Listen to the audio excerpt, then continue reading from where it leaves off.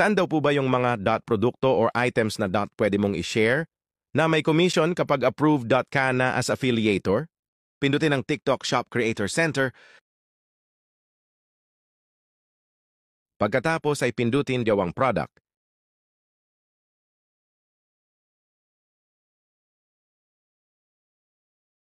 Yan na po yung mga product na pwede niyong i-share.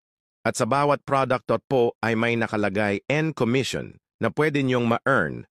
For example po ito, electric treadmill, tignan niyo po, malaki po ang pwede niyong ma-earn, halos 10% commission. Bawat masisali po ninyo, di ba pa share ka lang, walang puhunan, pero may kita, tama?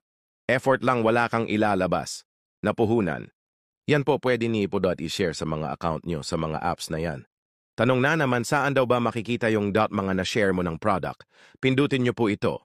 Yan po yung mga na-share ko na sa tingin ko mabenta. Thank you for watching.